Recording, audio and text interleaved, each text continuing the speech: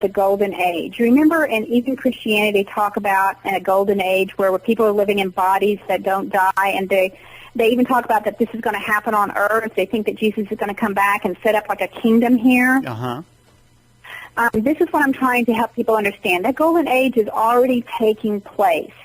What will happen eventually, yes, there will be like a mass, maybe there'll be more people resurrecting. There are little people, there are small amounts resurrecting all the time, all the time. Really? Eventually, as this information becomes more educated, as people become more educated with this, there'll be more resurrections into this golden age. And this golden age are physical immortals. This is what the heaven or the golden age is. It's a physical immortal body that has nothing to do with the dying and going into this mind, thought, astral realm, which is what most people do. It's an energy realm that's very much attached to this physical body. It's the personality that you created, and when you die, it's an energy body that exists in an energy realm that will dissipate and dissolve over time.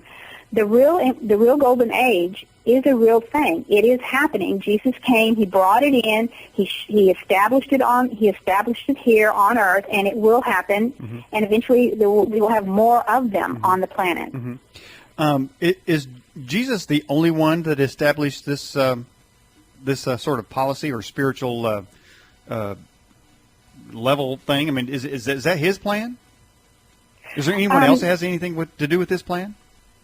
Yes, I mean, yes. Well, he has not been the only immortal. No, there have been other immortals before him, and of course but what he did was not only did he immortalize and show us what a resurrection was, and show us that you could live in a resurrected body and move around on the earth, which he did with his disciples.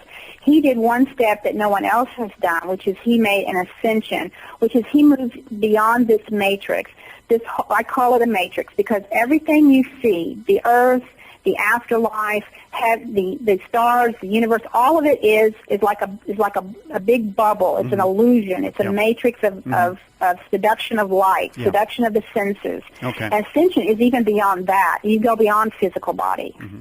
All right, everyone, by the way, her website is becomingimmortal.com, where you can find out more information about what we're talking about tonight. Jhershierra, in the first hour, as we ended, we were talking about dreams, and well, I've had some pretty wacky dreams, and I'm sure everyone listening has had some wacky dreams. So, are even the craziest dreams you have, is that all part of this developing plan, or are there anomalies that you have, and only a few of those have to do with your level increase? Our dreams are teaching us lessons. They're basically our belief systems. And we experience those belief systems on the other side of what I call the other thought realms, the other realms of energy. In those other realms of energy, we have helpers. We call them guardian angels, but they're actually immortals. They're also spiritual beings over there. And so they may interact with us in our dreams and try to help us learn lessons.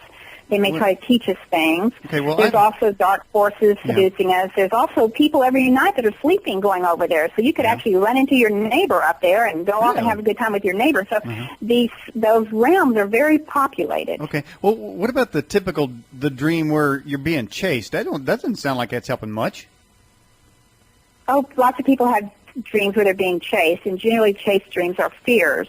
Some sort of fear that we're experiencing, and we are manifesting that fear on the other side. And then other people have told me they had dreams where they rise up and they float above the trees. What's going on with that kind of dream?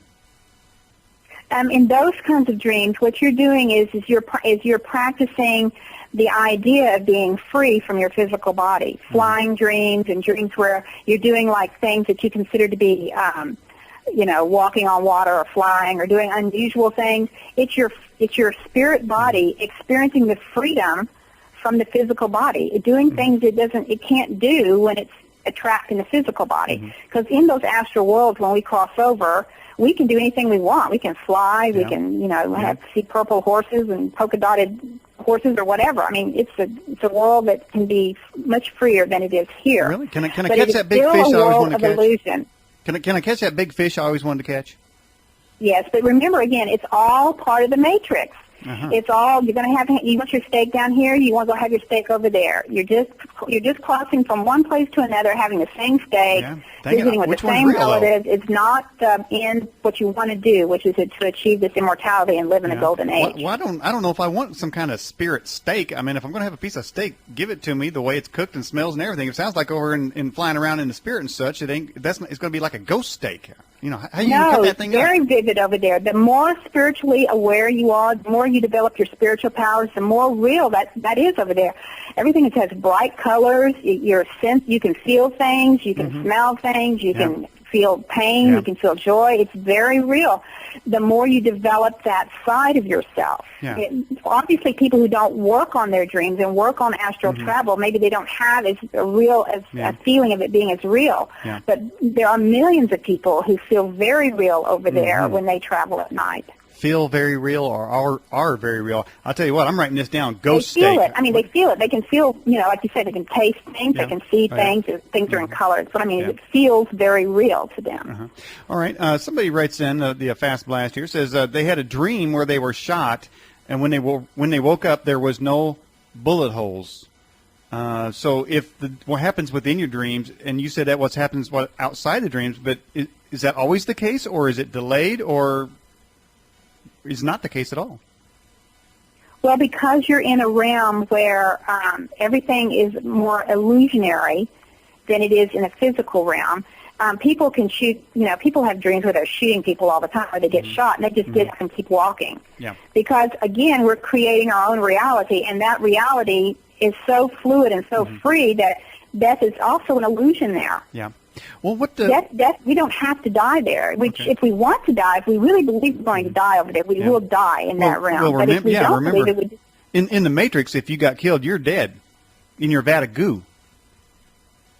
Yes, because that's what we believe in. We believe in death because we are so separated from the power of who we are. We have created a death cycle. Well, who put that thought of death in our mind? Where'd that come from?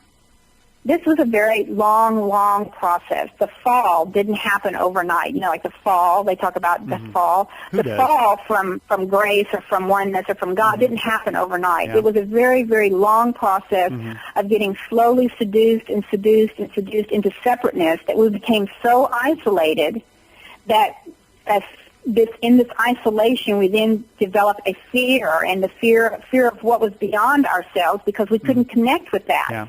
I couldn't connect with you. I couldn't connect with that person there. So there was that isolation created a fear. That fear is what then started the deterioration of the entire body structure to begin with, and a death process was created. Well, who created the seducing spirits? Where'd they come from?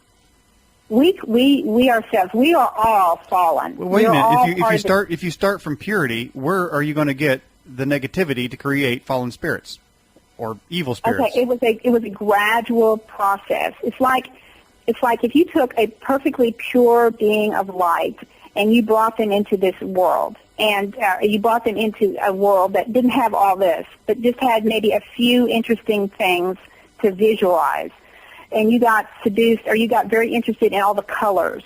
And then pretty soon you put the colors together and you created a mountain, and you got very interested in the mountain, and so then you began to be focused more on the mountain. And it's a gradual fall process where we just became more and more seduced by matter and light, and we just moved far and farther away from who we originally were. It's not a question of evil. It's just a question of being separated. Okay. So as you move away, where do the spirits come from? Where do the evil spirits come from as you move away? And let's just say, what it sounds like you're saying is you get your eyes off of being everywhere or unfocused at all times to be able to believe or exist in a certain realm, and then you start to focus on something like you said, say, red flowers.